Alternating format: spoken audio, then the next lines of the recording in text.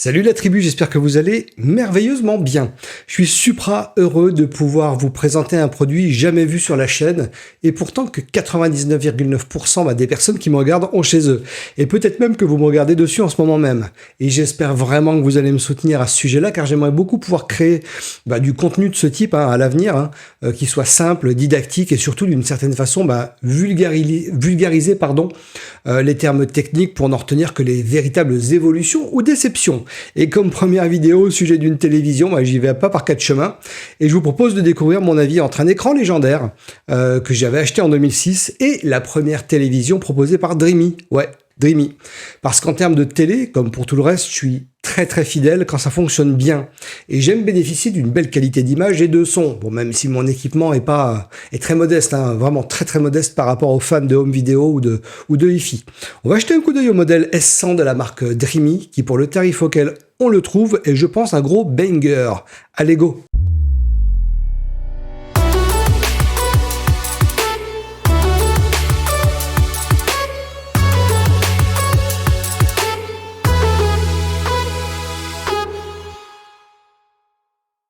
Alors, c'est un saut temporel assez monumental de passer d'un Pioneer PDP 507 XD, donc un écran plasma extrêmement réputé en 2006, à la première télévision proposée par la marque Dreamy, qui en plus d'être toute nouvelle au catalogue, va permettre à ceux qui souhaitent un son de qualité de se passer d'un ampli, de colonnes, etc. Là, pour le coup, en termes de téléviseur et d'image, c'est un peu comme passer d'une excellente voiture de collection à un vaisseau spatial. C'est vraiment un choc des générations qui, je pense, parlera à tous ceux en fait qui aiment garder leur matériel longtemps. Je ne change pas juste en fait de télé, je change d'époque. Le Pioneer était le roi du salon en 2007, faisait partie des écrans quand même hyper connu et réputé en 2007, voire 2006 ou 2005, je sais plus à quelle année est sortie cette télé, ce plasma. Mais le matériel donc évolue du coup et s'adapte aux nouvelles normes. Et pour ma part, ce qui me donnait le plus envie de passer à une nouvelle télévision, c'est la définition d'image qui est proposée par mon ancien plasma en 720p, alors que maintenant, le standard est plutôt de la 4K. Il y a 2 ans en arrière, quand je n'avais pas la fibre à la maison, avoir ma télé en 720p suffisait amplement, car le débit de mon boîtier 4G aurait posé des soucis de toute façon pour la 4K. Maintenant, avec la fibre, je peux en profiter plein pot. Alors ici, j'ai pas de sonde particulière pour tester l'image, pas d'appareillage onéreux, ce sont vraiment mes sensations, impressions par rapport à ce que je connaissais de mon écran Pioneer que je vais vous conter. Je vais vous montrer des prises de vue tournées en 4K grâce à mon appareil photo Z8, mais ça va pas du tout refléter en fait les pleines capacités de l'écran parce que j'ai eu beaucoup de soucis de bande en filmant la télé avec le Nikon et malgré un tas de réglages, pourtant je suis photographe, je suis un petit peu dans l'image, avec des réglages de anti-flicker, banding, etc., ça n'a eu aucun effet. Donc ne faites pas attention aux bandes qui vont s'afficher à l'écran, c'est pas dû à la télé, mais à mon appareil photo. Et de toute façon, pour moi, vous n'aurez jamais une bonne idée de la qualité d'un écran en le regardant sur une vidéo YouTube. D'abord, la taille de l'écran. Alors, mon ancien écran était un 50 pouces de 127 cm de diagonale, avec des bords très épais, alors que la S100 fait 65 pouces et 164 cm de diagonale. Ça change vraiment et c'est encore plus confortable pour regarder un bon film quand la cise se trouve à environ 2-3 fois la diagonale de l'écran. Donc dans mon cas, 164 x 3, ça donne 492 cm, donc 5 mètres. Et c'est exactement la distance que j'ai entre l'assise dans mon canapé, une fois que je suis bien positionné. Donc c'est parfait. Trop près, c'est pas terrible pour les yeux, et trop loin, c'est moins immersif. Donc entre 4 et 5 mètres pour un 65 pouces, c'est vraiment top. Allez, je vous montre le bestiau. Alors, vous voyez, la télé est très bien protégée. Il y avait des plastiques, il y avait plus de plastique que ça autour. Là, je vous montre un petit peu ce que je retire en partie haute, vraiment sur les côtés, sur les bordures de l'écran. Donc, c'est vraiment super, parce que vraiment, le produit est très bien protégé. Il y en avait aussi en haut, sur le subwoofer, sur la base, etc. Et sur le petit bandeau de commande, c'est pareil. Donc là, c'est impeccable.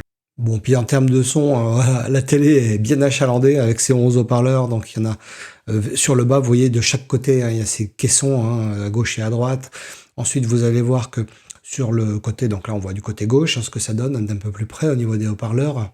Voilà, joli bébé. Et ensuite, donc là, c'est la partie basse, toujours pareil, avec des haut-parleurs qui vont vers le bas, qui vont renvoyer le son vers le bas. Donc, sur toute la longueur, en fait, de la partie basse.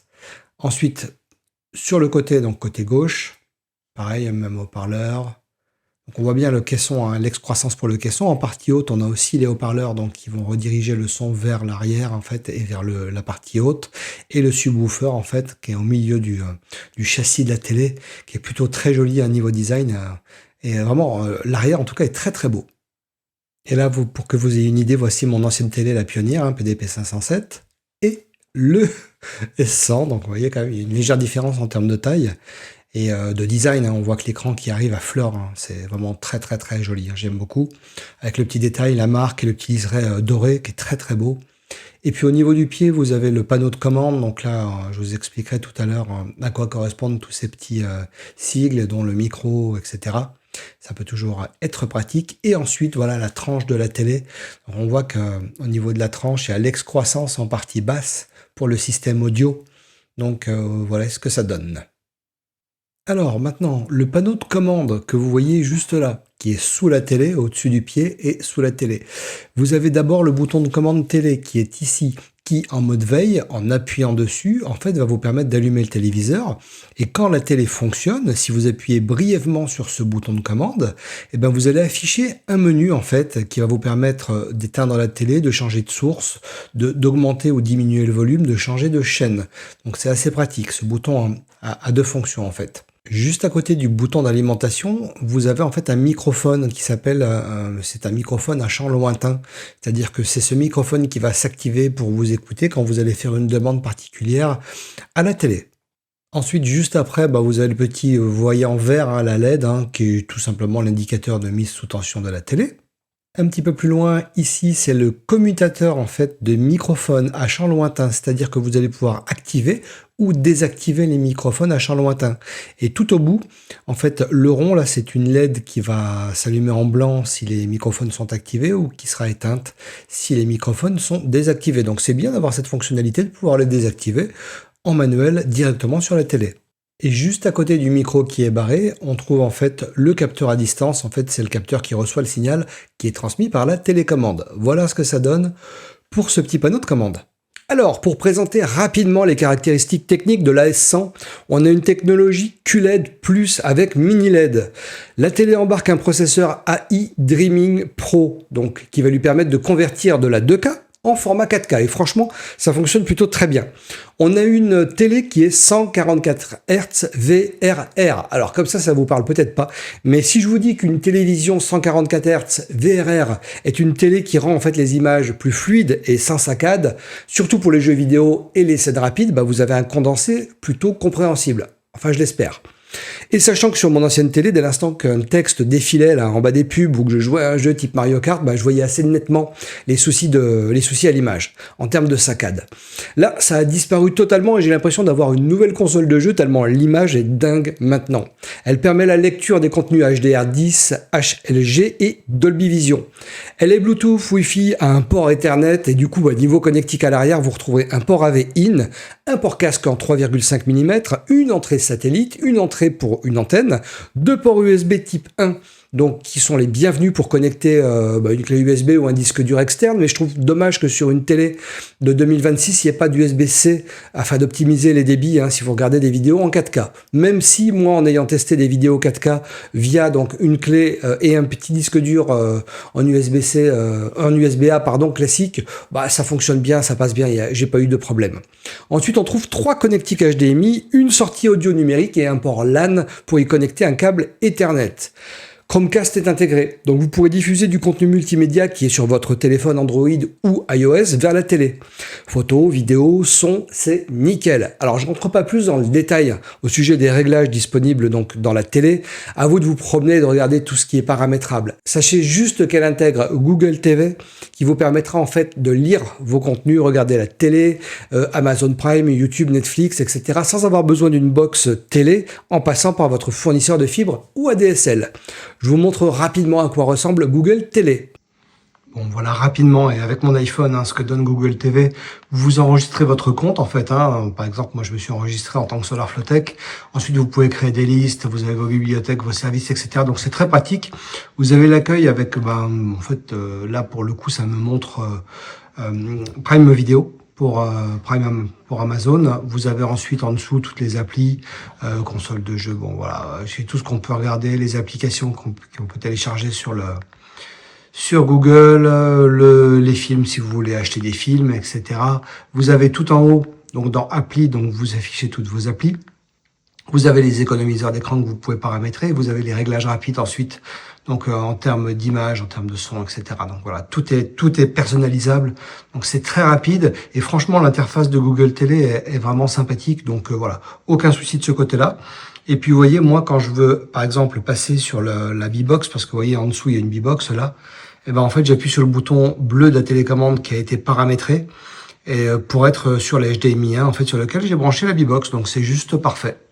Alors, elle est Dolby Vision Atmos, ce qui améliore le son en le rendant plus immersif, car elle possède un système de son intégré, donc une barre de son, avec 11 haut-parleurs. Ouais, 11.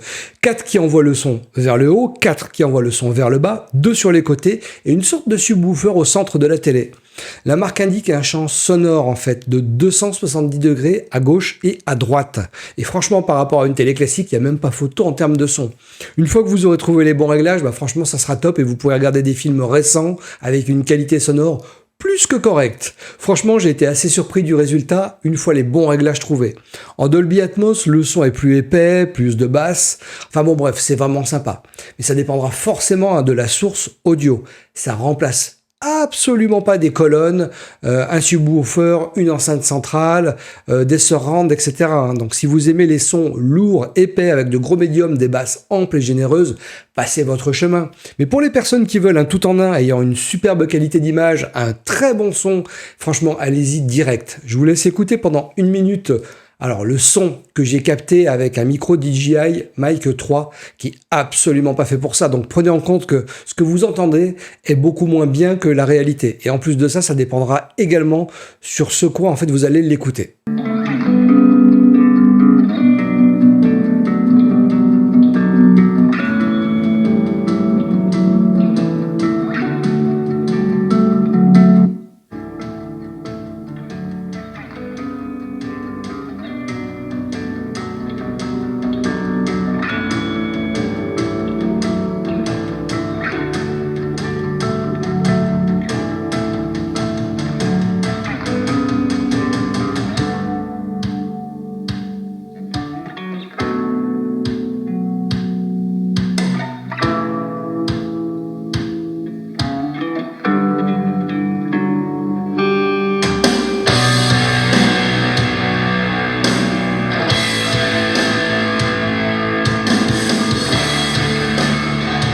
Allez, maintenant je vous montre un truc très important avec une télé, la télécommande.